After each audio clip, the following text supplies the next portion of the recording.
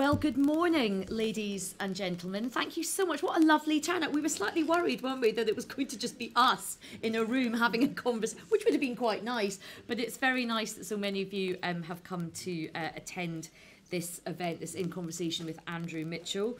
And my thanks to Bright Blue for asking me to host what I'm sure will be a really interesting conversation, not just between me and Andrew, but with all of you. And of course, this event is being streamed online. So hello to everybody who's watching online, and you too can join in the conversation as well. So what we're going to do is I'm going to have a bit of a chat with Andrew, then we're going to open it up and you can have a bit of a chat with Andrew. And for people at home watching, do not worry, you're not going to be left out. You can also tweet your questions in using the hashtag @BrightBlue. Is that the right hashtag to use, Phoebe? Yeah? Yeah. Or do you want me to do @we are? If you tag @BrightBlue, @BrightBlue, @we are BrightBlue. Yeah. Okay, forget that. @we are BrightBlue. Phoebe will pick up the questions and pass them to me. This is a Bright Blue event in partnership with Crack the Crisis. As many of you know, Bright Blue is an independent think tank for liberal conservatism, and it explores many different strands of research: bountiful economy, clean environment, good lives, rewarding work and connected communities, amongst all the good things that it does. It would be good if you could tweet about this event, create a bit of buzz about it. The hashtags are #BrightBlue and #CPC21. So without any further ado, we're going to crack on with our conversation. It's a great honour to be interviewing Andrew. You all know who Andrew is. He doesn't need much of an introduction. He's a long-standing MP, former Development Secretary, former Chief Whip, has been around Parliament for a very, very long time and politics, but is now an author. And his new book is about to be published. It's a really interesting title, Beyond the Fringe, Tales from a Reformed Establishment Lackey. So let's start with that, Andrew. Tell us, welcome. Tell us why you decided to write the book now, and tell us about this title, Tales from a Reformed Establishment Lackey. Well, good morning, everybody. And from our earlier discussion, Ayesha, it's clear that there are 10 times the number of people we thought who've come. So thank you very much, Steve, for coming so early on the first day of the party conference. And thanks also to Bright Blue, with whom I think I've been connected more or less since you began. And I strongly support Bright Blue. They're a very important part of the Tory DNA. And it's very good to see them as a force to be reckoned with within the party. So thanks to Bright Blue. I mean, the truth is that when lockdown started, the senior and respected investigative journalist Michael Crick and I were having a chat about what we were going to do during lockdown. And he's writing a book about Nigel Farage. And during the course of the conversation, he said to me, well, look, why don't, you've told me all these amusing stories about Westminster over the years, the whipping side and Boris and all the rest of it. If you don't put them in a book, I'm going to put them in my diaries. And because of lockdown providing quite a lot of extra time, I looked after my constituents in the morning and also co-chaired with Liam Byrne, the other former cabinet minister in Birmingham, a committee of all the different parts of Birmingham structure, from the police, the NHS, the local authority, the leader of the council was on it, dealing with related problems. So I looked after my constituents in the morning, which was a lot of important stuff in Sutton Coldfield. I then did the stuff in the midday and in the early afternoon to help this strategic committee dealing with big issues from COVID in Birmingham. And then for the rest of the day, I sat down on a couple of occasions and wrote 2 of the chapters, which I then sent to Michael, who promised me that he would say to me, I said, listen, if it's no good, you must say. And he came back and said it's very good. And what he didn't tell me was he sent it to his agent, who then contacted me. And anyway, so from that, a book emerged. And so Michael Crick was your stage mum. Well, he was the wicked he was the wicked fairy on my shoulder. who encouraged me to do it. And then I sort of got quite into it and realised, to your question, that I've actually been a member, for one reason or another, in what I say at the beginning of the book is without question a privileged life. I've been a member of most of the parts of the British establishment. You know, I went to prep school, and then I went to rugby, and then I went into the army, and then I went to Cambridge, and then I went into the City of London, and then Parliament, and the Cabinet, and even the Privy Council. So, apart from being part of the monarchy, most of the sort of establishment, I have been a part of it. And I realised that during my short life, all of those things have changed completely beyond recognition. So, for example, I went back to speak at my old school, where to my horror, I discovered I was there 50 years ago. And I started to try and tell the students in the sixth form at rugby what it was like. And their eyes sort of glazed over because they didn't really believe it. But the truth is that in the last 50 years, that school has changed more than in the previous 200 years since Tom Brown's School Days, the book which some of you may recall. So that was true of that. And prep school, I write about prep school with some care because there's a very interesting book by Tim Renton's son, Alex Renton, about his experiences at the prep school which I attended, which Boris Johnson also attended as well. And it's clear from his book that he has suffered very severely from his experience of prep school. And I sort of realised I was slightly making light of this in the book, because again, it's absolutely bizarre. I think it's bizarre what the British middle classes put up with, with their children going away to school at the age of 7 or 8. I mean, you know, I vowed I'd never send my own children away. It's a really interesting point because, you know, you look at so much of the establishment and people who become very powerful figures in society, and there is often a prep school or a boarding school background. It has been said that it does cause quite a lot of damage, or it shapes someone in a certain way. I mean, do you believe that? I do. I think what it does is, in order to survive in that sort of maelstrom, and you know, I sort of try and break down some of the omerta, because people put up with the most extraordinary things, and it was all pushed under the carpet. And today it would be completely unacceptable, and people would go to prison for some of the things that happened at my prep school, the school where Boris and I were educated. Was there abuse? There certainly was abuse, yeah. Although I was never subject to anything particular in that form, certainly not physical abuse. But my point is that going in at the age of 7 or 8 from a family, a loving family, into that sort of environment, I think very quickly, in order to survive, you develop a shell around you to protect your inner personality. And I think that really affects people educated in that way in later life. Not all bad at all, of course, and it makes people better able to survive and so forth. But I think that there are books written about it, but I think that it is definitely true that peculiarly British education boarding society, which is now severely on the back foot. I mean, the prep school I write about has now been closed down, right, and is I think even now for sale. So you know, it's just going through the different establishment bits. The City of London changed out of all recognition when I arrived there in January 1979. Straight from Cambridge. You know, there were people wandering around still in top hats, certainly bowler hats. And there was a sort of closed shop of the city, which I tried to sort of explain in a way which isn't too you know, esoteric, how that has changed as well. So, and Cambridge has changed out of all recognition, partially because of the Garden House riots that took place shortly before I arrived at Cambridge, which changed the structure of university discipline. And of course, when I was there, only 7% of the students were women.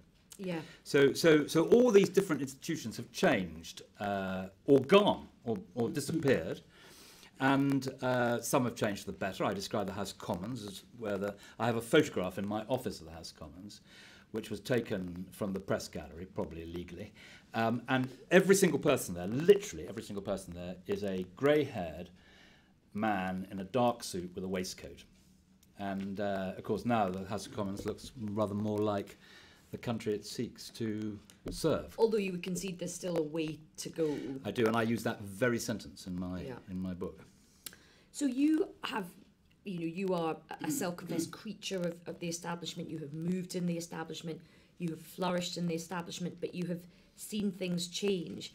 But you have quite a disrespect of the establishment now as well, and you have become a bit of a rebel. You like to challenge the authority of the establishment. Tell us why, as somebody who's come from that environment, you are quite critical of the establishment now. Well, I'm critical of the establishment overwhelmingly, I think, because of my experiences in international development. Because I've sort of learnt some very interesting lessons, and here are a couple of them. And I have been I hope, loud and outspoken critic of the government's policy on Yemen. And persisting to today, because aid has been cut to Yemen by 60%, which is absolutely literally removing the food from the plates of starving people. But when I got into what was happening in Yemen, I discovered that there was a sort of cynical decision made by the British authorities that the relationship with Saudi Arabia was so important on security grounds, making us safer, big question mark, and on commercial grounds, not only, but principally making weapons, that trumped everything else. And we allowed ourselves to get into a coalition with the Saudis, which was then, night after night, bombing and killing innocent people in the Yemen because the Houthis had taken it over. The Saudis were furious because they literally had bought and owned practically everything that moved in the Yemen. And being treated in this way, they had the coalition and we were part of it. And I thought it was immoral, but I also thought it was stupid because the Saudis were never going to win that battle. You can't win a war. I mean, we've learnt this lesson the hard way ourselves. You can't win a war from 30,000 feet. So they were always going to lose. And in terms of the Shia-Sunni divide, there was always going to be, the Iranians were going to be laughing all the way to success. So the whole process of all of that shocked me deeply. And basically, I'm a supporter. I think it was it Thomas Stafford who on the scaffold said, "Put not your trust in princes." And I'm a supporter of that view. I think that we give government power only with the greatest possible reservation. Do not give governments power. You don't have to give them. So the second area that made me realise, made me go through the process which you mentioned, was when Tony Blair wanted to lock up people in this country, lock people up without charging them for 90 days. And I mean, that was a real awakening. And interestingly, my friend and colleague David Davis, who led the campaign against that, I think it was the only defeat that Blair suffered in Parliament for a very long period of time. But again, the scales fell from my eyes. So I believe that the state is not an omnipotent God who looks after our well-being per se. I believe that the state is made up of people like you and me with our prejudices and our views, they don't have this sort of deified position, and that you should regard the state with deep scepticism. And there are obviously events, there's an obvious one when I resigned from the government, but there are obviously events where I feel that the establishment, of which of course I'm a part of the establishment, I can't get out of it, but I feel that I'm now, at the very least, a country member. And if one could resign, I would resign from it. But if I told you I'd resign from the establishment, you'd all laugh and say, how can this person sitting in front of us, who's steeped in the establishment... It's like the mafia, you can never leave. That's a very good analogy, actually. And of course, with the mafia, it's never... and I talk about this in my book about the Whip's office, it's never personal, it's just business. Really. That was a great, I love that phrase. And there's a wonderful line, I don't know whether you've seen it, it's in David Hare's brilliant trilogy. I think it's it's the Johnny Warwicker trilogy that he wrote. And there's a wonderful line where this ex-spook leans forward and says, "You do realise, don't you, that the establishment always wins." Now, you have just referred to the moment when you resigned from government. You had a run-in with a police officer. The story absolutely exploded. It went to court. Your new book has been serialised in the Mail and read today. And obviously in your book you talk about the the really profound effect this had on you. Just maybe tell us a little bit about that, because that feels for a lot of people maybe the moment you did leave the establishment, because you had a moment where actually the establishment turned on you. Well, I mean, those events, it is the shortest chapter in the book, and I don't, obviously for legal reasons, I can't really wouldn't want to rehack all the evidence and so forth, but it ended in a mess because I lost the libel case. My evidence was not, the policeman's evidence was preferred to mine by the judge, so I lost. But equally, 10 police officers got seriously disciplined, several were sacked, one went to jail. So it all sort of ended in a mess. And revisiting it is very hard. I say in the book that it's like a dog returning to its vomit. And these are stones which I haven't turned up in recent years. And I wrote the chapter last, but as I say, it's the shortest chapter in the book. And the Mail, when they serialised it, it is a sidebar down the page, but the bulk of it is about my putting Boris on the candidates list in the teeth of John Major's opposition. Well, we'll come to that in a moment. I mean, the police, of course, are dominating the news cycle at the moment following the fallout of Sarah Everard. I mean, just from your own experiences, and of course many people say, well, he would say that, but, you have tangled with the police. What's your take on the broader situation right now with the police? Well, I mean, the first and most important thing is to say that the vast majority of police are honest, decent people trying to serve the community in which they work. And, my relations with the West Midlands police have always been professional, extremely good, and, the normal relations a Member of Parliament has with his or her local police. I mean, like everyone else in the country, I've been profoundly shocked by the events that have taken place, and our hearts of everyone in the country must go out to the family who've suffered this appalling, desperate tragedy. What I conclude from this is that it's very interesting. The Baroness Nuala alone, who did the inquiry into the chap who, very long-running inquiry, the police didn't really get to the bottom of the fellow who died with an axe in his head in a London car park. And she said at the end of that inquiry... Daniel Morgan. And she said at the end of that the police were institutionally corrupt. And I think the public sort of didn't quite know what that meant, because if you talk about institutional corruption, you assume it's money. And it isn't money. What she meant, I think she is right in saying that, but what she meant was that the police look after each other. That is the corruption.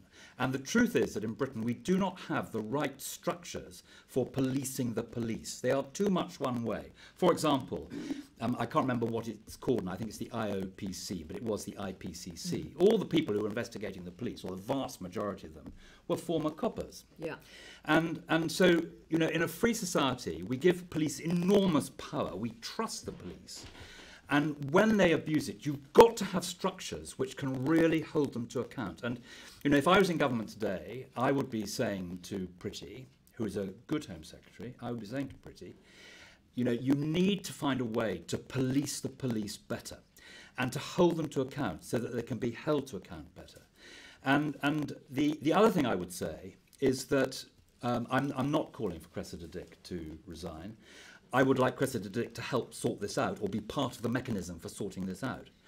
But I would say two things. First of all, the government should think very seriously indeed about a Stephen Lawrence-style inquiry, because, we all of us remember those appalling events. And I think for women, who are half the population of our country, these events are existential. They're absolutely appalling, and therefore I do think there's a case for a public inquiry. And the other thing I would say is that when Cressida Dick ceases to be the Commissioner of the Metropolitan Police, I think the next head of the Metropolitan Police should not be a police officer. I think it should be someone from outside the police with exceptional leadership skills.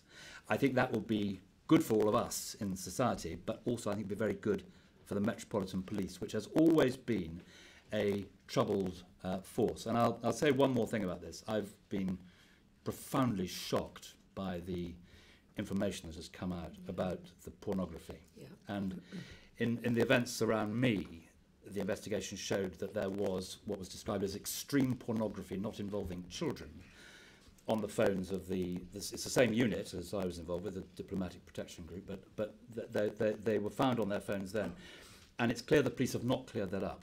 And we were told at the time they would be clearing that up, and it hasn't happened. So I think there is a strong case for external leadership, a strong case now for a public inquiry. And we need, as in so many areas of life, full transparency, because sunlight is the best disinfectant. Yeah, and I think the point you make is very well made. There's a great sense of frustration that does feel the police is marking the police's own homework. Yes. Which, of course, you do need that sort of independence. Which is never right. And of course, when I was in Yemen, I think I'm still the only European politician who's been to North Yemen, to Sada and to Sana'a in the last 6 years.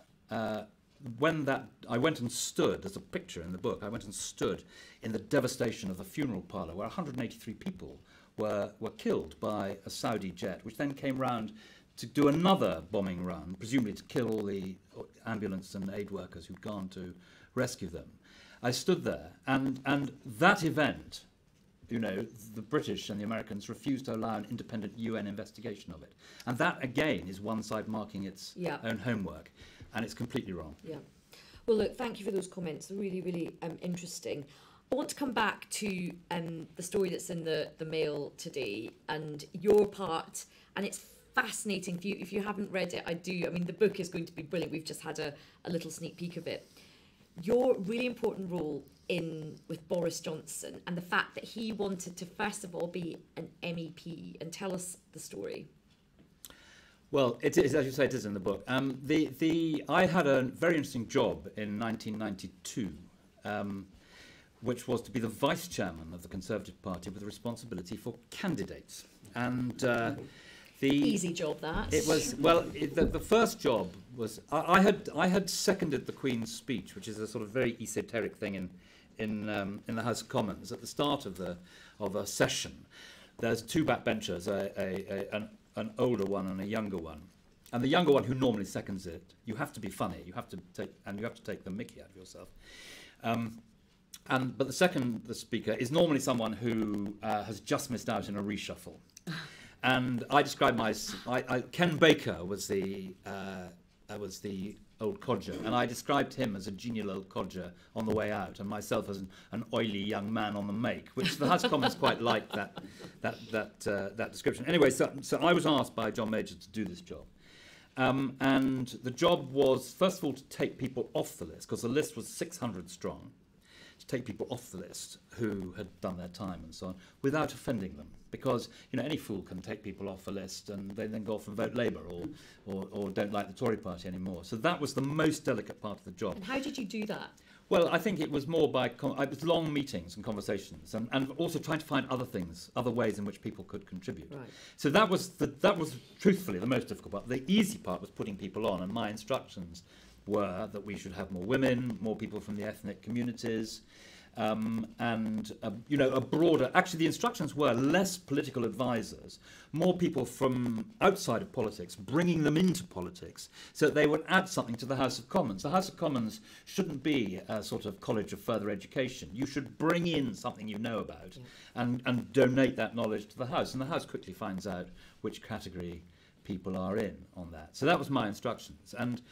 And we used to have these weekends, they were 24 hours really, where 48 candidates would come to a hotel, normally near Heathrow Airport, and would be assessed. And there would be sort of 30 assessors. They would be senior figures in the voluntary side of the party, MPs, MEPs, and industrial assessors. And Boris put his name down to come to one of these, and I saw him and advised him to take the whole thing very seriously. And then did you know him at this point? I knew him a little bit, but I knew him as a journalist because he wrote these articles about how John Major wanted to straighten out bananas and cucumbers and so on, and enraged John Major. So anyway, he came, and he was extremely controversial, and the senior MEP, who had inherited his father's seat, Stanley Johnson's seat on the Isle of Wight, said, Boris goes on the list over my dead body. And there was quite a considerable battle, and the assessors majority of the assessors thought he should go on, but a very narrow majority. And then the MEPs all went off to Douglas Hurd, and Douglas Hurd went to Norman Fowler, who was the chairman of the party, and to the Prime Minister. And anyway, in the end, Norman Fowler said, Andrew's judgment has to, you can't have people rolled over. And my judgment was that Boris was a Tory, and the job of the candidates list is to put before constituencies selectable people, and it wasn't to make windows into people's souls about where they stood on the party or whether they irritated the Prime Minister. So I thought he should go ahead. And indeed, I told Norman Fowler that if he was taken off in spite of the processes of the party saying he should be on, I would resign as one of his party officers. So anyway, so he went through, and Norman backed it, to his credit. Norman Fowler, one of the great unsung heroes of post-World War II British politics, for lots of things, including what he's done for HIV/AIDS. I mean, he single-handedly stopped an epidemic in Britain. Not single-handedly, but with those tombstone adverts, Yes. Got in absolutely brilliant, opposed by Mrs. Thatcher, and he went round through a cabinet subcommittee to get them to agree that stuff. So Norman backed me, but I was summoned to see the Prime Minister behind the Speaker's chair in his office at 10 o'clock on a Tuesday night after the vote, where the meeting opened with the Prime Minister saying, "What the fuck are you doing putting Boris Johnson on the candidates list?" And I sort of persuaded him that Boris had promised me he would only go for a Labour seat.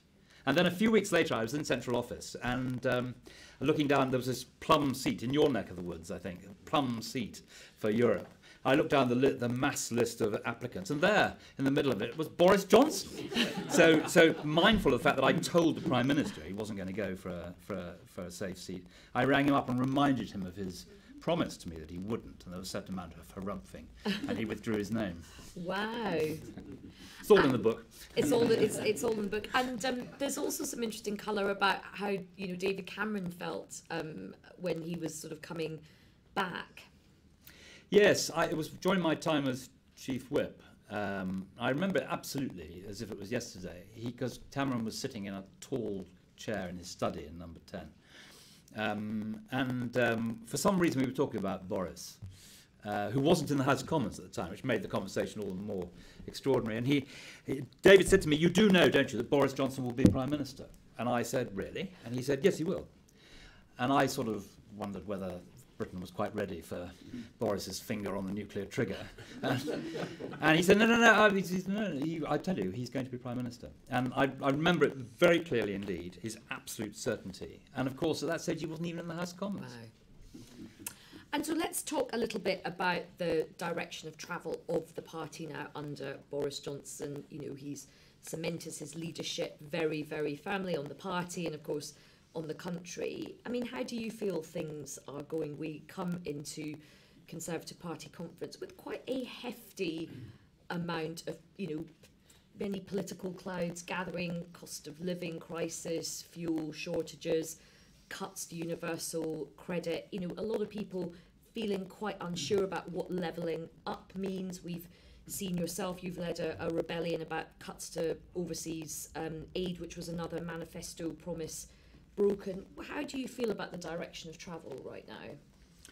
Well, firstly, I strongly supported Boris's leadership bid, and the reason I've taken quite a lot of flack for that, I have to say, from friends and others. But the truth is this: that I was certain that Britain and the Tory Party, but Britain needed to be led by a Brexiteer. Had to be someone who believed in Brexit, who symbolised Brexit. And I did not support Theresa May, who I think is a wonderful and principled, decent politician who dignifies politics. I did not support her bid, which was overwhelmingly endorsed by the party, only because of that reason, that I thought that she would suffer a terrible fate, which she did. And I make no apology for that. I think I was right, and that the party and the country had to be led by a Brexiteer, and that's why I supported Boris. And he has got Brexit done. For the bills aren't all in. I was a Remainer, but like everybody else, the country voted for Brexit. I'm a Democrat. Brexit is here to stay, and we will make it work. And we will make it work, because we make these things work, and we will do so. So the question now for Britain is a different one for the party. The question for Britain now is how we deal with let us euphemistically say, the inevitable teething problems of this. Now, the truck drivers and the HGV drivers, that is an interesting point, because ostensibly we have lost a lot of these people, and we now have these very acute problems you described. I was in Dublin this week. On the island of Ireland, there's none of the problems with delivery of fuel and so on that we have over here. So this is clearly a direct consequence of the changes of free movement and leaving the European Union. And the public expect it sorted out. And there is a long-term solution, of course there is, which is that these drivers will need to be paid more. It will have to be a better career to attract people in. And they will be, Brits, British workers who will get those jobs. That is a perfectly noble goal, and that is what we aspire to achieve. But we've got to get there. And in order to get there, you've got to have highly competent, good and godly government. And there is a question to be asked about why, when people knew this problem was coming, not enough was done to deal with it. And there are equally questions now about the steps that we take now to ensure that Christmas isn't fettered in the way, for example, that the Times warns that it could be today. And that is about producing good government. And that is the task for Boris to achieve. Now, that's the national picture. The picture for the party is this, and perhaps we come on to development if you wish, but the position for the party is this. Boris has brilliantly added on to the party some DNA we've never had before. These red wall seats in the northeast and in my part of the country, in the West Midlands, these red wall seats have come to us, and they've come to us because of the leadership that Boris symbolises. And be in no doubt about this. When I was sure that my own seat, the royal town of Sutton Coldfield, was safe at the last election, I went to several of the red wall seats, and I used to say to people, "Are you going to vote Conservative?" And they would say, "No, I'm going to vote for Boris." And so he has brilliantly added to the Tory DNA the seats that we have got. Now, some of them, and they produced, by the way, some extremely fine Tory colleagues in the House of Commons who are local champions, who are very good at representing their community and will drive forward the levelling up agenda with great vigour. But this is a consequence of the turbulence over Brexit. Turbulence, very direct turbulence. After all, the European issues have led to the downfall of the last 4 Tory prime ministers. So these are, Brexit will work its way through now, but the issue for the party is that you must keep the broad coalition that is the Conservative Party. And I worry, for example, that the result at Chesham and Amersham is dismissed as all to do with HS2. There are a cohort of Tories who voted for us in 2015 because David Cameron had widened the internationalism and the development side of the Conservative Party. And there's no question about this, because we didn't get it, the Tory party did not get an overall majority in Parliament from 1992 to 2015. That is a very long time. And we got it then because of the coalition that was assembled by David Cameron, where those Liberal seats were persuaded to vote Conservative, were bright blue people, that cohort, One Nation Tories, were nailed on to the Cameron coalition because of where we stood. And the task for us now is not to lose those people, but to keep both these wonderful seats that have lent their support to the Conservative Party, where the Conservative Party mustn't let them down, as well as the coalition that was assembled for 2015. And in terms of keeping that coalition, because of course, as political commentators, we're obsessed with the red wall, but there is this very interesting, it's been dubbed the sort of blue wall, these Chesham and Amersham seats. There's 100 seats, I think, where the Liberal Democrats have come second. They are more One Nation Conservative. They do care about internationalism. Many of them were probably Remainers as well. And the other thing that quite a lot of these types of voters don't love is the sort of culture war stuff as well. Very polarised, the war on woke, statues, all of that sort of thing. How do you feel about that kind of direction of travel with the party? Well, I think that Boris has certainly got. Boris is a unique politician. There's no one like him. I mean, and the part of the reason, I think, I was talking to the editor of the Express and Star, which is a big local paper in the West Midlands, and asking him about this. And he said, you know, amongst their readers, there is huge support for Boris. They like Boris. They like him. They don't really like politicians on the whole, but they like him. And it's the phenomenon I described at the last election. And, you know, I think they like him because he's one of us. He's a flawed character. He's a proper human being through whose body red blood flows, and people relate to that. And sometimes a bit too much. And you might say that. I couldn't possibly comment. But the, you know, the noise I have made. It's not easy for a former chief whip to lead a rebellion against his own party. And I mean, you know, in all the years I've been in the House of Commons, I think I've only voted against my own party 3 times. It's not very many. You know, I think that I'm keen to try and make sure the Tory party remains this wide coalition and doesn't sort of look like a sort of populist rabble, which it doesn't. But it's got to be very careful that it doesn't appear to discard DNA that's very important to the Tory party. And in terms of development and being a party, you know, which takes its international responsibility seriously, that does look like it's taken a step back with the cuts to overseas aid. Of course, you know, the immigration question has come up again. Boris Johnson's been very, very clear that we're not going down more immigration path. I mean, how do you feel about the Conservatives deciding to not make internationalism and development a priority? And do you think that will change in the foreseeable future? Well, I hope it will. And you know, I mean, I think if we had been able to, we ambushed the government, we would have won the vote on the point 7 at that point. But the Speaker didn't call the relevant amendment, and after that, we were never going to win it because the government would always calculate how many they needed to. What they needed to do to peel off enough people to ensure that we didn't. But nevertheless, you know, there's quite a bulk of 26 of us who stood, who tried to get the Tory party into a better position on the point 7. And you know, it is wrong. What has been done is wrong in every way. I mean, first of all, I don't believe it was done for economic reasons, because we're talking here about a sum of money that is 1% of the COVID spend last year, you know, 400 billion.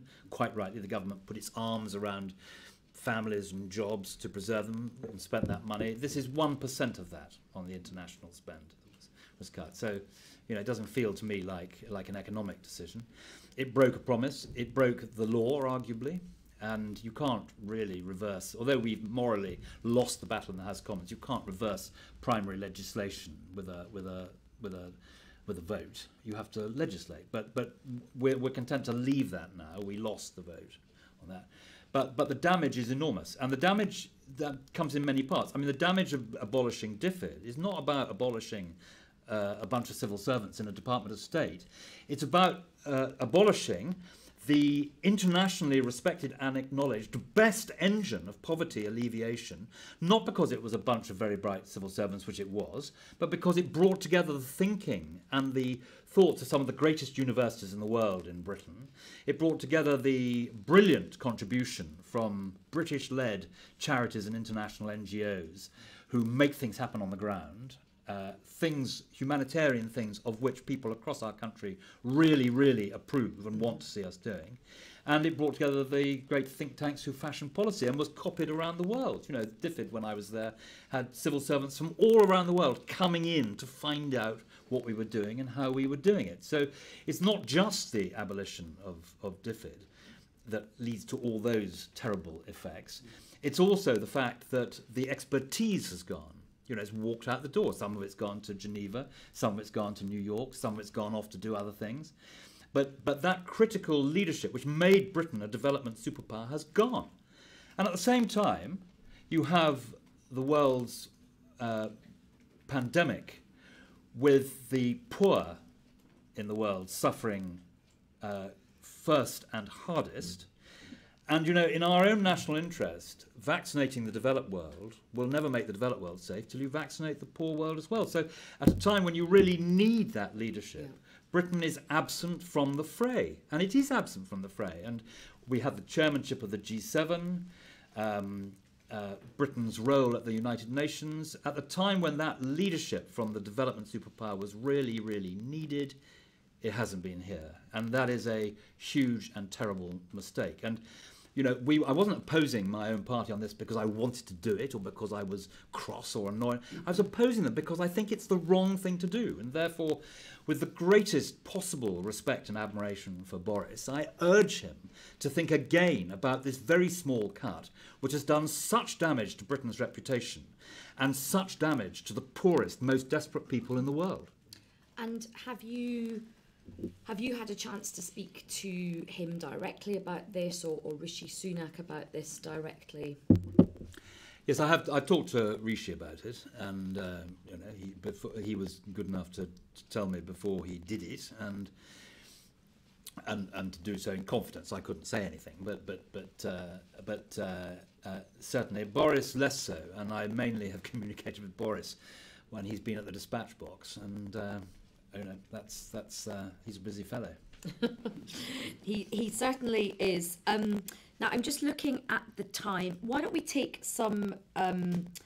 We'll take some. Oh, actually, there's one thing I wanted to put to you beforehand, and then we'll go to questions. Which is one of the things which I think is very interesting about your career and your trajectory is obviously you're very, you know, fiercely conservative, but you're not a very tribal creature in the sense that you have been prepared to work cross-party on a regular basis on issues that you care about. You worked with the late great Joe Cox. You mentioned Liam Byrne. You kind of work in the region. I know you work closely with Jack Dromey, Erdington MP as well. You've even worked with Jeremy Corbyn on issues. Tell us a bit about that, because at the moment politics is so tribal in both parties. But I mean, we had, you know, Deputy Leader Angela Rayner calling, you know, scum and all this sort of stuff. You know, Boris Johnson's leadership is very, very tribal as well. Do you feel kind of that's quite unfashionable at the moment, the sort of style that you've adopted in Parliament? I think you're probably right about that. I think part of it comes from longevity, I suppose. But I say in my book, I write at the end of my book, under sort of lessons learned, that there are three stages to a parliamentary career. The first is when you're trying to ascend the greasy pole. The second is, if you like, when you're on the greasy pole. And the third is post-greasy pole. I talk about all three of them, and I hope in not too patronising but a humorous way, I give some advice to my colleagues. And one of the things I say is that when you go from stage 2 to stage 3, normally not at a time of your choosing and not in a way you want to go, and of course you can sometimes go back from 3 to 2 and so on. Stage 3, if you don't throw it all in and become bitter, is an opportunity actually to make a contribution.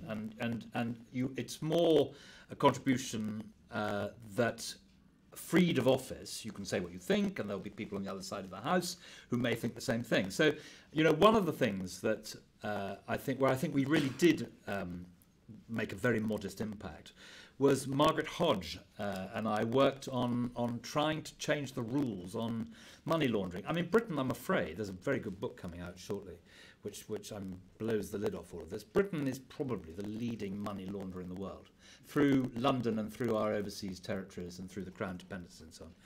And even if the figures that no one knows the extent of money laundering, but even if the figures are half right, you know, billions and billions and billions of pounds of money corruptly taken, sometimes from sex traffickers, bent businessmen, corrupt warlords, bad politicians, money stolen from Africans is laundered through Britain. Now, Margaret Hodge and I fought the government to extend open registers of beneficial ownership, which means you know who owns things. It's a sort of slightly wonky point, but across the Crown dependencies and the overseas territories. And because there wasn't Mrs May didn't have a majority in Parliament, we were able to force the government to accept it. And interestingly, it's now government policy because Dominic Raab, as Foreign Secretary, drafted a written answer to a parliamentary question himself, which adopted this policy. So although we had to fight the government now accept that it was the right thing to do. And in that third phase, you can work across party. And finally, your point about Jeremy Corbyn. There was a very interesting committee set up to get the last British detainee out of Guantanamo Bay. Now, that sounds a controversial thing, but it wasn't, because David Cameron had asked Obama to release this guy back to the United Kingdom. And Obama wanted to, but because of the checks and balances, which are very important in the American system, and which we should note for here in the future as well, because the premiership in Britain is becoming ever more presidential, and that's not we don't have a president. We have the first among equals, the prime minister running the country, but Obama couldn't get this guy released, and indeed he couldn't do the one thing he said right at the start of his 8 years, which is I will close Guantanamo Bay. Guantanamo Bay is still open at the end of his time. So John McDonnell ran a group to get Shaka Umar out of Guantanamo Bay, and David Davis and I were officers of this group. So the chairman was John McDonnell, the vice chairman was me, the secretary was David Davis, and Jeremy Corbyn was the treasurer. I mean, that was, so if you've ever put Jeremy Corbyn in charge of the money. He may have been the secretary. Yeah, maybe a Tory was in charge of the money. That's yeah, a very good point. But you know, you can't get much more cross-party than that. And we went to America, and we had some very bracing meetings with the administration and the Guantanamo envoy. And we came back to Britain, and 2 months later they let him out. And we thought they wouldn't let him out, but they did. And I think it was mainly because the administration didn't want another visit from Messrs Mitchell, Davis, Corbyn, and Andy Slaughter, because John was ill at the time. So Andy Slaughter, who's a very, very good, well-respected lawyer in the House, he came. But I don't think they wanted another visit from the four of us. Right, well, I think that's enough for me. We'll take some questions now. So we'll do some questions in the room, and then we will do a couple of questions from people listening. Now, when you ask a question in the room, there is a microphone. And the reason you have to speak very clearly into the microphone is that it goes through to the live feed so that people at home can have a listen. So let's start off with some questions. I'd like to start with a woman, if we can, because there's always a situation where all the chaps zone in. I spy with my little eye. Kirsty, we'll go to you first. Thank you. Andrew, I wonder if you've got any reflections about whether there's a distinctive conservative case to get made for the things about which you are passionate, in particular international development. For a long time there was a cross-party consensus, but is there something in particular that your party has to contribute to the fight against poverty? Yes, what an interesting question. I mean, first of all, I spent my time in development in opposition, trying to move away from that thinking. So what I wanted to do was to say Britain's policy is not a Labour or a Conservative development policy. It's a British policy in which we should all take pride. And I did that for a number of reasons. Firstly, because I thought it wrong-footed the clever people around Douglas Alexander, like Richard Darlington sitting there, and made it more difficult for them to paint us as the wicked old Tories. Secondly, I genuinely think it's true that the British leadership at that point was profound and made us a development superpower. And thirdly, I was very respectful of what Tony Blair and Gordon Brown had done in development. I thought they had done a good job, and I really wanted it to be seen like this. I wanted that to be the foundation, and that the Tories would build, the next 2 floors on the house, if you like. And if we had a critique of Labour, we thought they were too willing to throw money at problems. And we thought that there needed to be a centre-right, coherent approach to development, for which we developed, and which we owe a great deal to Sir Paul Collier, the Oxford development economist, for helping to fashion his book, The Bottom Billion. I think is a sort of key classic for those people wanting to understand development. and if you were on my team, you had to have read it before you could join the team.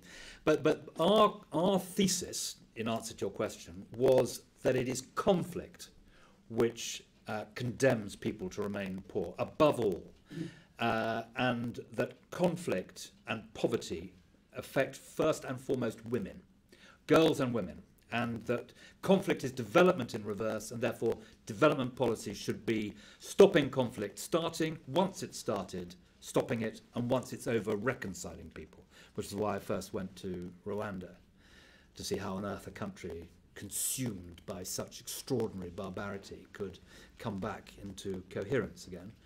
And the second thing was prosperity, that in the end, whether you're in Manchester or Ouagadougou, if you're economically active, you're likely, if you've got a job, you're going to lift yourself out of poverty, so long as the first criteria is met of being not in a conflict situation. So, and that plays to a Tory understanding that, you know, building fuller employment, having the economic circumstances where jobs can be created by the private sector. And it is the private sector, not governments, that create the most jobs around the world to a vast, vast extent. And our learning, or our contribution, I hope, was to try and ensure that we did everything we could to stimulate the private sector and jobs in the right sort of way, together with good union practices as well, which we're always careful to make that point. That I think was the Tory, I hope, was the Tory ground floor and first floor on the admittedly strong foundations set up by the Blair and Brown governments. Great question, thank you. Now, lots of questions are coming in online. I'm going to combine two questions. They're on a theme. Questions from Richard and a question from Tim. Richard says, Andrew, is Britain doing enough to help Afghans fleeing the Taliban and seeking refuge in Britain, especially those stuck on the border with Pakistan or on the other side of the channel in Calais? And then Tim has a themed question. Are you frustrated by the current Tory rhetoric on immigration around small boat crossings, for example? Okay, so let me deal with the channel first. There is no solution to the channel that isn't embedded in France. You know, so I hear that the policy of turning back boats and so on, and I worry that that's a breach of international humanitarian law, and it's not the sort of thing we do in Britain. So the solution to this is in France. It is stopping people coming across the channel, which I think should be done. I think there is no case under the old, we're not part of it now, but under the Dublin Convention, you know, where it was very clear that if you reach a country of safety, that country has the duties to look after you. And last time I looked, France was definitely a country of safety. So stopping people traversing the channel is about Britain and France working together, having a very strong, very good relationship, which puts these people smugglers out of business. And they are the modern equivalent of the slave trader, these people there. So that's my answer to the second part. Now, there's a very good film called Charlie Wilson's War, where, if you remember, Charlie Wilson goes to see Musharraf, I think it is, in Islamabad, and Musharraf says, I want to fly you over this enormous refugee camp around Peshawar, which happened when the Russians were in Afghanistan, fighting in Afghanistan, and Afghans fled over the border for safety. Now, the international community has got to do a huge amount to stop those camps re-emerging. And it's got to do it through the United Nations. And it's got to do it through a regional contact group, which includes China, Russia, and Iran, and Pakistan. And we've got to have a coherent, coordinated international approach to dealing with Afghan refugees. Now, on top of that, there is the obligation of the British and the Americans to offer sanctuary and safe haven to people to whom we have a duty. And that must be expedited without qualification and in full. Okay, thank you. Any other questions from the gentleman over here? If you could just wait for a microphone, thank you. The massive changes in the British establishment you talk about that have happened over the last 50 years, are they more to do with changes in social attitudes or new technology? Good question. very interesting question. I mean, there's certainly to do with social attitudes, that's for sure. I think the interesting thing about new technology is the extent to which it's already true and the extent to which it's going to be true in the future. So, for example, in terms of education in the classroom, new technology means that when you are doing maths and a particular issue in maths, you can bring into the classroom not the teacher, but the best teacher in the world through modern technology. So those changes in I'm just looking at education. Well, I try to get my head around the other aspects of your question, but in education, I would say it is definitely social change, but also increasingly new technology, which means education can be so much more interesting and more effective with children. What do you think? I would say technology. You spoke briefly about the City of London. It was certainly the technology and not social attitudes which blew apart the City of London. Well, it was both, wasn't it? I mean, there's a chapter on this in my book, but the social change in the City of London. I mean, you know, when I went to the City of London, it was thought, you know, inappropriate to talk about money. Indeed, when I worked, if you told anyone else in the investment house what you were paid, you could be sacked. That's because you're getting paid more than he is and doing the same job. No, even, or paid less and then complain. Because that's why gender pay transparency is so important. Yeah, but there was no transparency at all. But the people, you know, it was a bit naff talking about money. You know, you didn't do it. And if you poached a client, you know, you would ring up and explain. You were frightfully sorry, but oh boy, but you know, they came to us and nothing we could do about it. Whereas now, then the Americans arrived, and one American trading floor had above the sign above it said, "Let's make nothing but money." You know, it was a complete change. Now, that's not technology. I mean, it is a bit of technology, of course, but it's definitely a social change. Right, we'll get some more questions from the floor, but lots of really interesting questions coming in online as well. We'll carry on the theme of the establishment. A great question from Maya. I mean, of course, your book is about the establishment, being in the establishment, sort of falling out of love with the establishment. Maya asks a really interesting question. Why are Labour attack lines focusing on the establishment backgrounds of Tory politicians so ineffective? Well, I mean, I'd like to think that it's because, I don't know who said it, but it's because look at what people can contribute rather than from where they came. You know, from where they came isn't really important. What's important is what they can contribute and to society or in whatever walk of life they are engaged.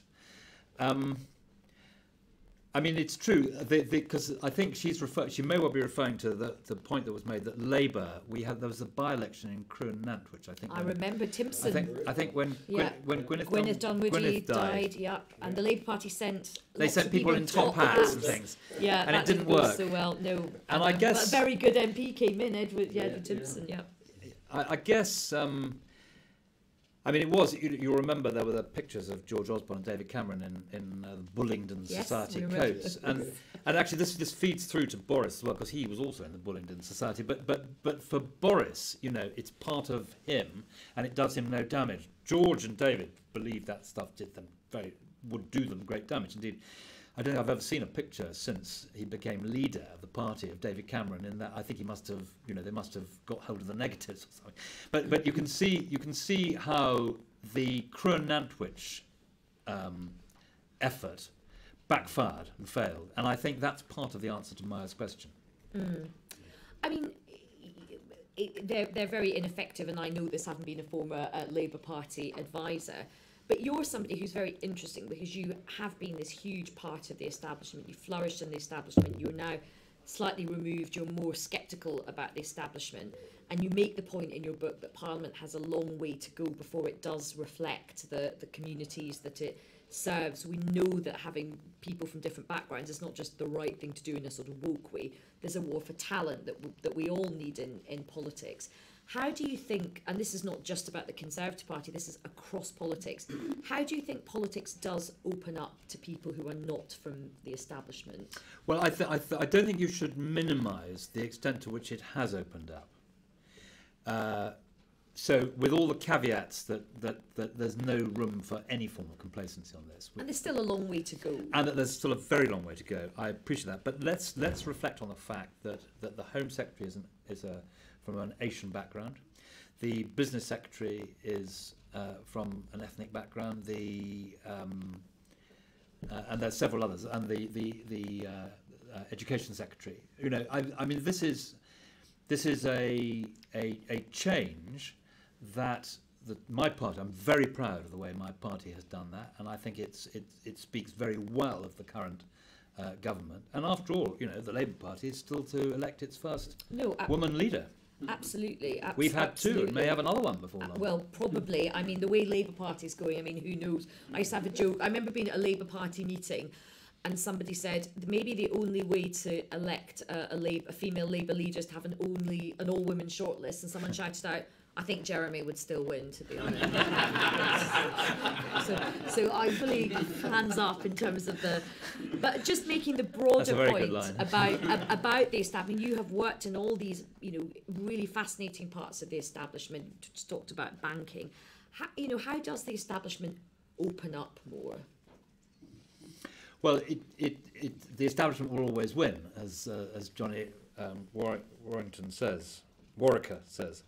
And maybe the genius of the establishment in Britain is that it does adapt, and that it does change, and it does recognise when it has to change.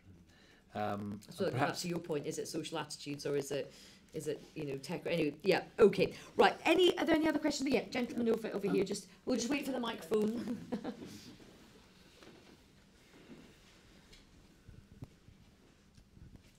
Picking up your comment from Johnny Warwicker about the establishment always wins, has the establishment accepted Brexit? Well, a fascinating question. I think it has, you know, because if you look at what Labour spokesman, because I mean Labour has sort of been the spokesman for Remain, second referendums and so on. And if you look at the language that was used at the Labour conference last week, they are very, very clear that they are not trying to turn back Brexit. And I think that's, I mean, you know, Labour Party's not the establishment, but it's part of the establishment. I think that gives you the answer to your question. So I think that no one now, I mean, lots of people under the bedclothes late at night will hope that somehow Britain rejoins the European Union. But I think that the way Brexit is here to stay, and that the way that certainly for the next generations things will develop is a closer relationship with Europe, because, you know, in or out of the EU, Britain is a major European power. It is where a lot of our key security, defence, economic relationships exist, and part of the settling down post-Brexit is to get those into the right place, and I'm sure they will be. And just picking up on that, I mean, there's obviously this period of turbulence and a bit of chaos. How long do you think the public will wear that? I mean, everybody has agreed, you know, the public decided on, well, most people had sort of agreed, I think where you are, which is, you know, Brexit is done. I was a Remainer as well, except it's been done. The public verified that in the 2019 general election campaign. But does that mean that one can never question the outcomes of Brexit, particularly when there are, you know, really difficult things happening in society? How do we navigate this thing, which is a bit of a sort of political sacred cow, but on the other hand, there's a lot of chaos going on the ground? Well, I'll tell you, if the response of politicians to what is going on the ground at the moment is, there you are, we told you, you know, this is what happens when you get Brexit, because you fiddle with free movement. Why do you think it's happening here and not on the island of Ireland? Then they will be squashed completely. No one's going to be interested in that argument. What I think the public will say is, listen, you guys are the government. You people are in government. I can't get any petrol. I want a turkey on my table at Christmas time. Sort it out. And the question get now, those pigs and blankets sorted pronto. That's what they'll be saying. You know, sort it out, and they will judge the government. And I think Boris understands this absolutely. They will judge the government on whether or not they now get it sorted out, which is why I referred earlier to good and godly government. It's got to be government that delivers, and that's what the public want. Yeah, absolutely. We'll come back to questions from the floor. It'd be good to have another woman from the floor asking questions. Oh, this is a corker of a question from Patrick, who's watching online. Are you ready, Andrew? Andrew, who will be the next Tory leader? Do you know, it's so long away. Don't give us an establishment answer. She may not even have been born. Oh, come on. So who do you think are some of the runners and riders? Well, there's such a galaxy of talent, you see. There's too many to enumerate in one answer. Andrew, I'm going to push you again on this. Okay, at least give us 3 names of people who you're really impressed with. I couldn't, because there's a cabinet, a galaxy of talent in the cabinet of 23 people, I think, or 18 or 23 people, and any one of them could be part of those 3. Okay, you've said this now that Gavin Williamson has left the cabinet. I know. My bad, sorry. Right, let's have a question from the floor. I want a woman from the floor. Come on, ladies. One of you must have a question. I'm going to pick on somebody. Yes, good girl. Thank you. Right, we'll get a microphone. Thank you. We can't have all the boys just asking all the questions. Thank you. Just keeping on this subject really of the current crisis we're in between now and Christmas, really. Do you think that furlough went on a bit too long? Do you think now that it's finished, that actually some of these drivers and some of these people that perhaps could work on the farms might solve our problems, and we've actually already got them in Britain, rather than importing people back in? No, I think that, as I said earlier, I think that the long-term answer is not to import people. It is to grow our own, and to make the job of in this particular case, you mentioned an HGV driver, a more attractive career, and so that people want to do it and they want to secure the skills. The short-term interests are the short-term problems are the key point which the government now has to address. Now, to your question about furlough, I think furlough has been incredibly successful. I'll tell you why. When this started, I think people like me who had been through the unemployment issues of the 80s and had seen, I was a candidate in 1983 in Sunderland South, where I fought the election. They fought back, and, but and that had a marked. I mean, I remember very clearly, people saying, "Your party shut the pits here. They're closing the shipyards." There were still 4,000 people who worked in Sunderland Shipbuilders and 4,000 people who worked in Osman Pickersgill in Sunderland when I was the candidate there, and all gone. So when COVID struck, I was really concerned about the danger of massive rising levels of unemployment. I think the furlough system was brilliant and gave some stability and security to very, very worried people and very worried small businesses and so on. Some of which, even with furlough, were clinging on by their fingernails to viability. So I think furlough has been a very great success, and I think that the government is right to bring it to a close now, getting a balance between the interests of the taxpayer and the interests of the people we're trying to protect. So I think that the government can chalk that up as a very significant success. And obviously, I'm keeping my fingers crossed that we're not going to suddenly get a bulge in unemployment which doesn't immediately go down. But I think most economists agree that the levels of unemployment are not going to reach anything like what we feared, and that the policy has been a success, and that the recovery, the financial recovery from the pandemic, has proceeded rather faster than people have feared, thank goodness. And so hopefully the 0.7 can be restored as quickly as possible. We've got another question online. Thank you. This is a question from Deborah, a really great question. Andrew, what have you changed your mind on most during your time as a Tory MP? Goodness, there's so many candidates for that. I think I've changed my mind about the role of the state.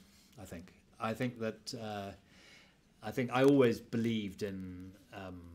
I always had quite a clear approach on human rights and civil liberties, but I think that has been greatly sharpened in the last 30 years. Well, in terms of you are comfortable with a bigger state, or you want a smaller state? No.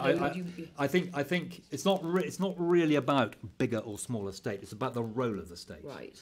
And I regard authority and the role of the state with suspicion, and I want to be satisfied in all cases that powers they take or are given are absolutely, totally justified and necessary.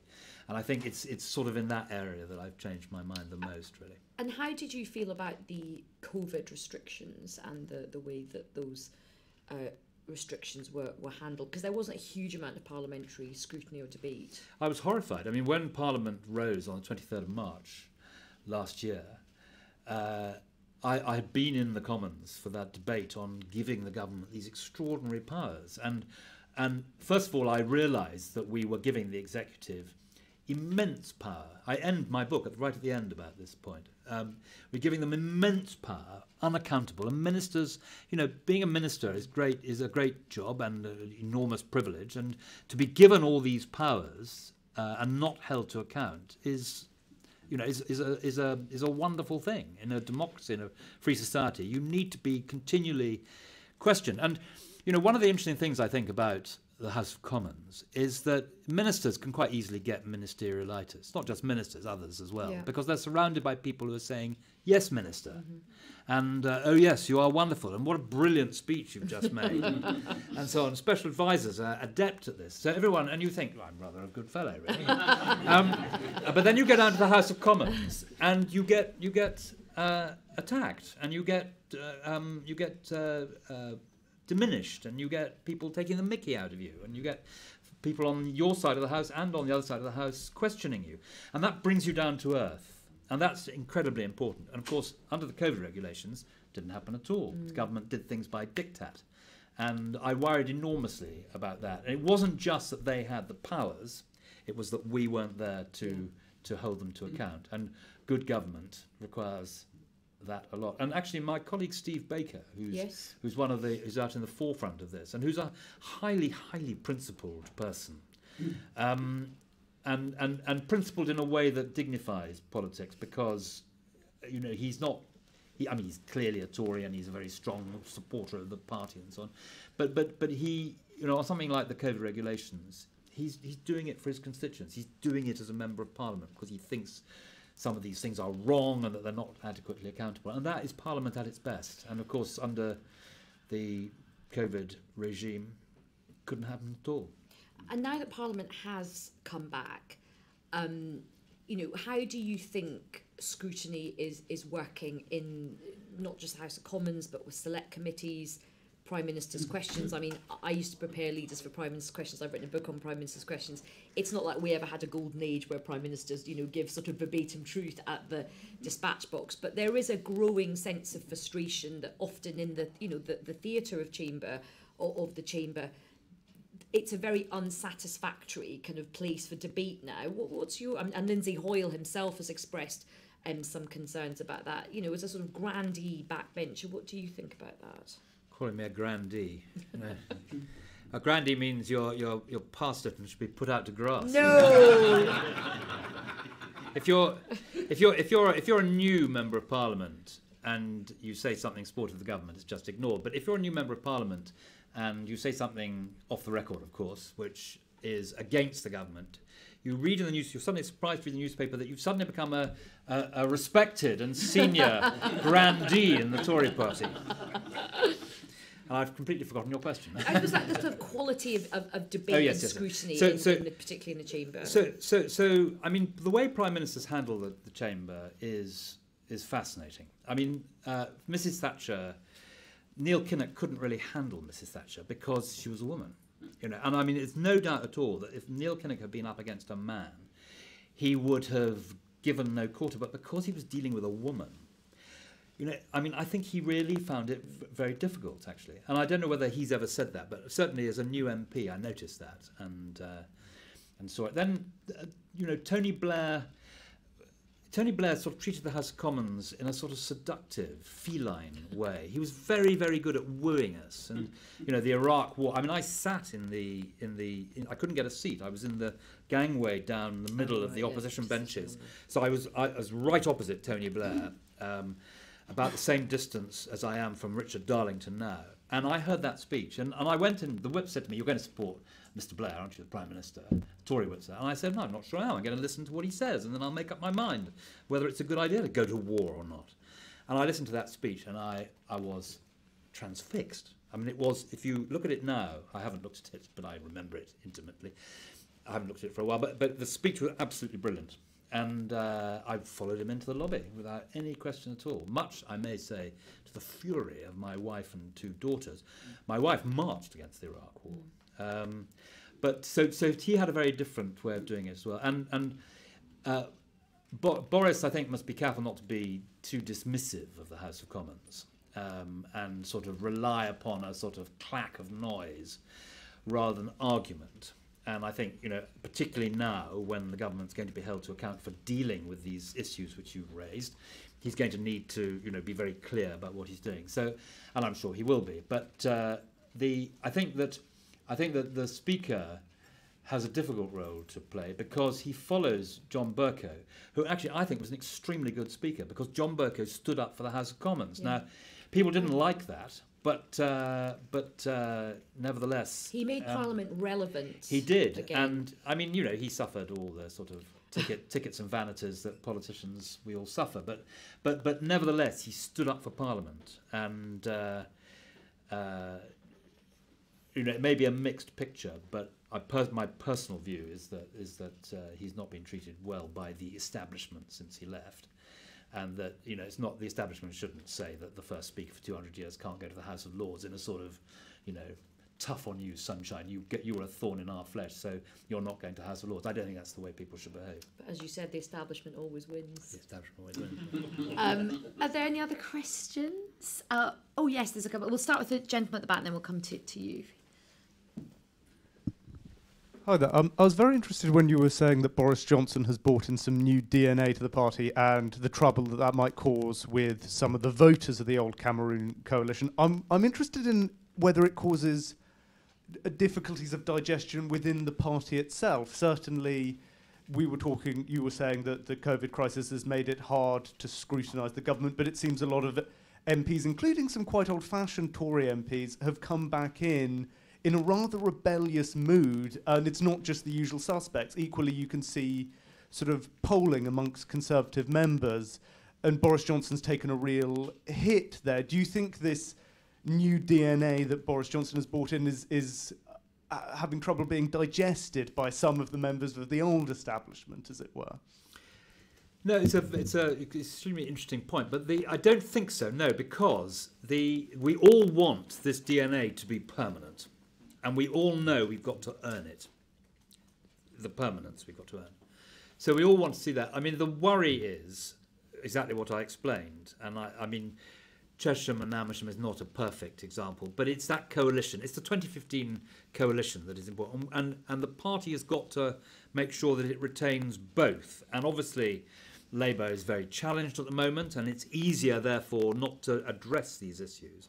But it's got to be done with great care. And you know, I would say the 26 of us who confronted and rebelled against the government on the 0.7, you've got a former Prime Minister, you've got 6 former members of the Cabinet, you've got the Chairman of the Select Committee on Foreign Affairs, Chairman of the Defence Select Committee.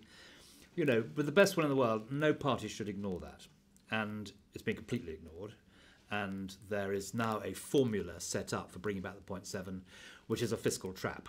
And it was set for the unwary to get the vote through the House of Commons. But we have to consider, as a party and as a country, the impact on our reputation and the impact on the poorest people of the world of that, in my view, very cynical decision. And then there was a gentleman. Do you want to? Yeah, we've got the microphone, and then we'll come to you. I think it was yeah. I wanted to come back to your point on conflict driving poverty and keeping people in poverty across the world, and related to the aid cuts. do you think the British foreign policy now, with its so-called Indo-Pacific tilt, is moving away from dealing with conflict areas and showing the strategic patience needed, in places like Afghanistan or Syria or Yemen, to really make change there and create safer places? Obviously the aid cuts is just one. Aid is just one of the elements of that, but huge cuts happened in conflict zones. So I wondered what you thought, maybe for Liz Truss as she comes in, where her perspective will be in these conflict zones, or whether it will be a move away towards maybe a more trade-based foreign policy, Indo-Pacific. Well, it doesn't have to be an either-or. And she's right, about the importance of trade. What's very interesting is that now right-wingers like Peter Lilly and left-wingers like Claire Short all agree on the importance of free trade. Free trade lifts all ships, poor and rich alike. So I don't think there's any conflict there. I think the issue is this. The National Security Council, which was a change to the machinery of government, which I think was one of the most significant changes to the machinery of government in the last 25 years, brought together all Britain's foreign-facing assets in one group, the National Security Council. So you had the Prime Minister, chaired by the Prime Minister, the Foreign Secretary, the Defence Secretary, the Development Secretary, the Home Secretary, and the agencies and the head of the Metropolitan Police, the head of the Army, brought them all together to give a coordination. And Boris, I don't think, uses the National Security Council very much, but he should.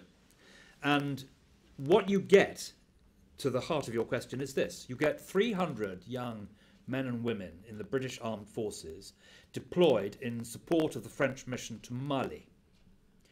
Mali, one of the poorest countries in the world, where free trade would really help, because Mali grows cotton, but it couldn't and can't sell its cotton for a living wage, which would elevate the social condition of its people, because of the protectionist policies originally of the EU and of the Americans, who subsidised cotton growing in the Deep South. So there's an issue there.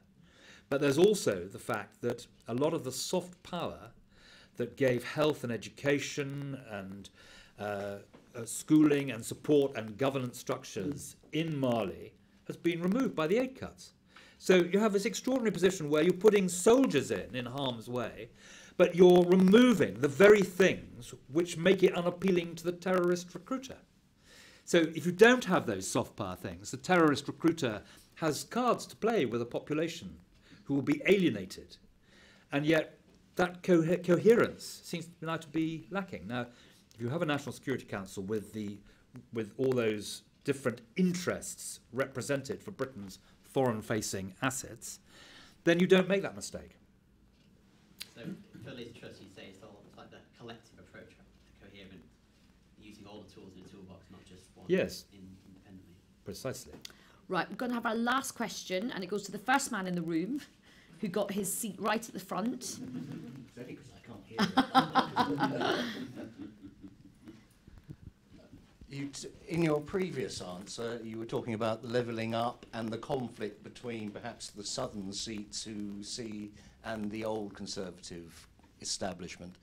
But I'd like your view on the Minister for Everything Else, who basically seems to going to sort this out for us. And are you very happy that Michael Gove is basically in position to hopefully rectify any conflicts that might be between the northern seats and the old farts in the southern areas? First of all, let me be clear. I don't see that there has to be a conflict between the two. The south, if you like, the south and the north, the one wing of the DNA of the Tory party and the other, and another wing. I don't think there has to be a conflict, and I think that Michael Gove is in a very good position to sort it out. But what I'd say about Michael, who is a friend of mine and who's given a most eloquent endorsement on the back of my book, very generously, I should say, is that, as I think that on any objective basis, Michael Gove is one of the cleverest people in the cabinet and one of the cleverest people in politics. And on our side of the house, I would say, by a country mile, he's one of the cleverest people there. And I think that it's good politics from Boris's point of view as well, to give him these very difficult problems to solve, because he's got a brilliant reputation for running departments and getting things done. and he cuts through the crap, Michael. So it's good politics from Boris to give him this job, because if he's successful, Boris will bask in that success, and if he's unsuccessful, he'll fire him. So it's very good. So it's very good. It's very good politics, but it's also the right thing to do, because he is probably the best administrator as well as the cleverest man in the cabinet. So give him the toughest challenges, because he's best placed to sort them out. We did want Michael Gove to get the Ministry of Sound as well. That's the thing we all want to sit together. Now, there is one more question. This nice lady wants to sneak in. Do we have the microphone? It's you can just project. Sorry, this is my first conference and this is my first talk, so I was a bit shy about asking a question. Oh, there's a microphone just coming there for you. But the thing that I'd really like to ask about is, in 2019, only 23.9% of Conservative MPs were female. And what do you think about that? Well, first of all, welcome to your first conference. I hope it's about my... I first went to the conference in '75. So it's nearly 50. Goodness me, it's too long to even remember. But so welcome, and I hope you'll come to many others, and I hope you'll find a really warm and enjoyable welcome in the Tory family here. And you're right. If not, you can come to Labour. We need all the help we can get. And there's the challenge and the threat. Yeah.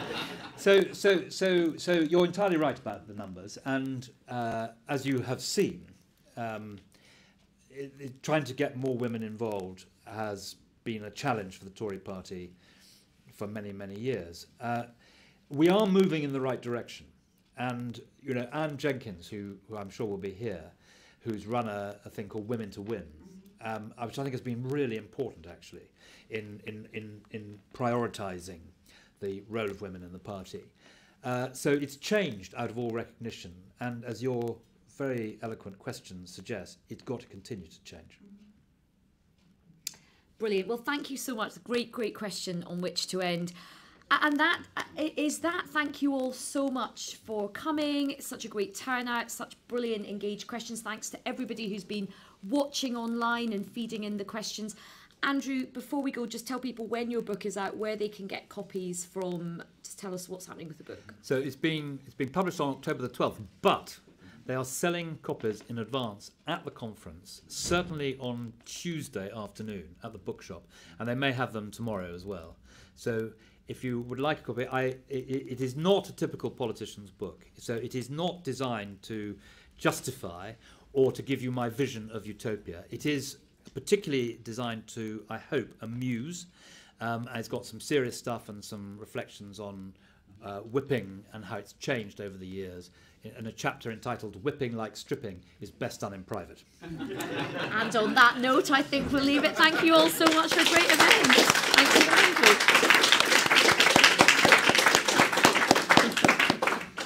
Is it okay?